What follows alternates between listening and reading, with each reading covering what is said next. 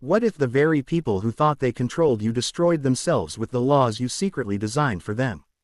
That's exactly what happened when my homeowners association burned my house down after I refused to join them. Too bad I wrote the laws they just broke. If you love stories of betrayal, revenge, and poetic justice, make sure to subscribe because this one is about to get wild.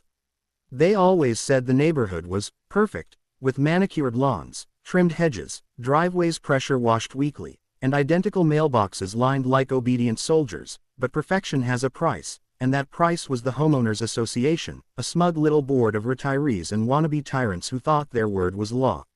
When I moved into the neighborhood, I made it clear I wanted no part in their law circus, because I had seen too many of these associations rot from the inside, turning good people into control freaks with nothing better to do than fine you for your grass being a shade too long.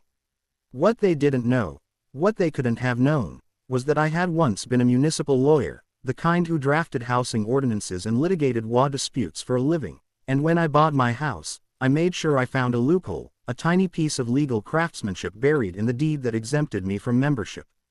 Naturally, they hated me for it, because to them, authority only meant something if it was absolute, and my independence was a slap across their collective face. At first it was petty. Letters stuffed in my mailbox saying my shutters were the wrong shade, sticky notes on my door demanding I trim my hedges, snide comments at block parties about how I was dragging down the community's value.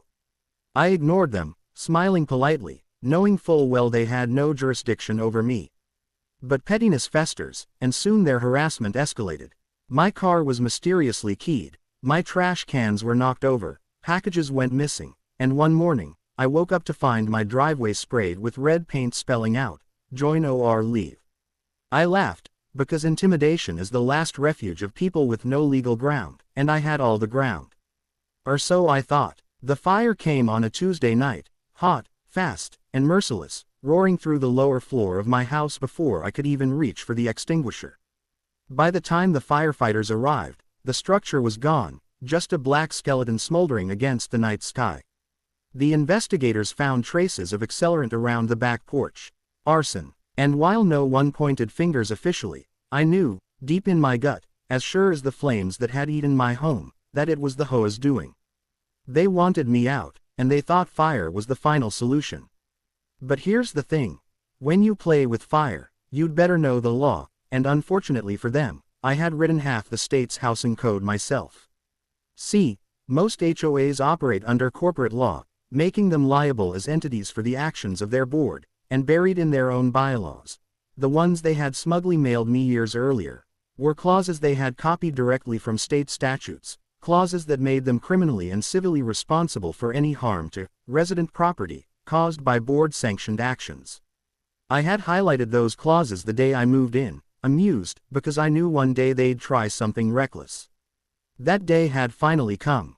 The first twist came when I confronted them, not with anger, but with evidence.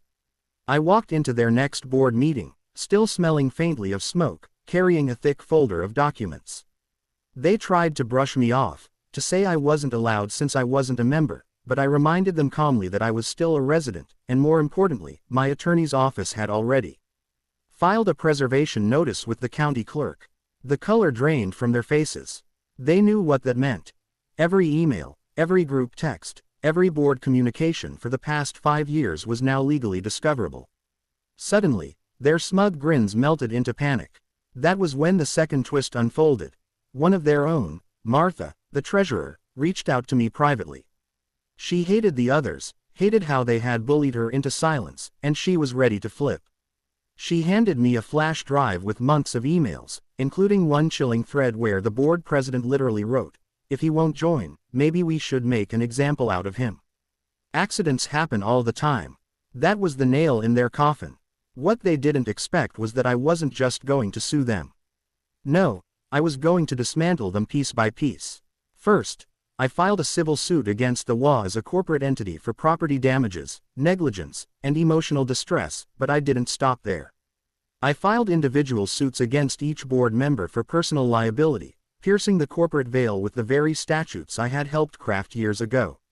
They thought their positions gave them immunity. I showed the court that their malicious intent stripped it away. Then came the third twist. the district attorney got wind of my evidence and opened a criminal investigation.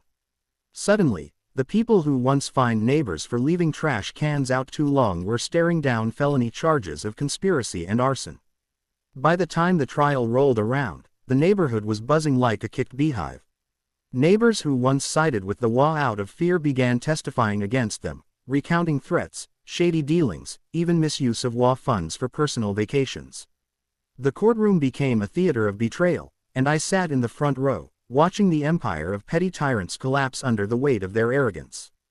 The board president, a retired dentist named Gerald, tried to argue he was just joking about the arson email, but the jury didn't buy it. Guilty. The vice president claimed she was out of town the night of the fire, but cell tower records placed her phone near my property. Guilty. One by one, they fell. And here's where the biggest twist came. After winning the civil case, I was awarded not just damages for the house, but control of the HOA's remaining funds, millions collected from years of dues. The court appointed me as a trustee to oversee the liquidation of the HOA while restitution was paid. Imagine their faces when the man they had tried to destroy became the legal executor of their own organization. I used those funds to rebuild my house, better than before, with fireproof materials and a towering fence they once said wasn't aesthetic. Now it stood like a fortress, casting a shadow over their crumbling kingdom. But I didn't stop there. I rewrote the bylaws in my spare time, carving them into a cautionary tale, every line a reminder of their hubris, every clause a monument to their downfall. By the time the liquidation was complete, the HOA no longer existed. The neighborhood was free, the residents liberated from decades of tyranny, and me.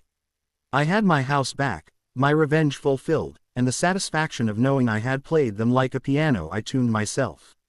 But the final twist, the one that still makes me smile, is this.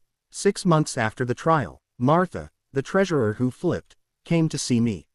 She confessed that she had always admired my defiance, that watching me take them down gave her the courage she never thought she had.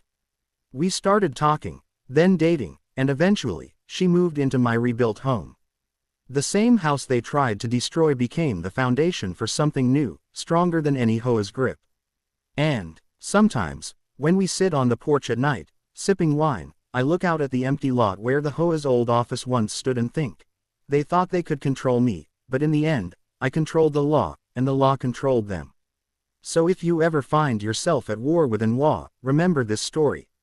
Power doesn't come from titles or committees or petty fines. It comes from knowing the rules better than they do, and being patient enough to watch them hang themselves with their own rope.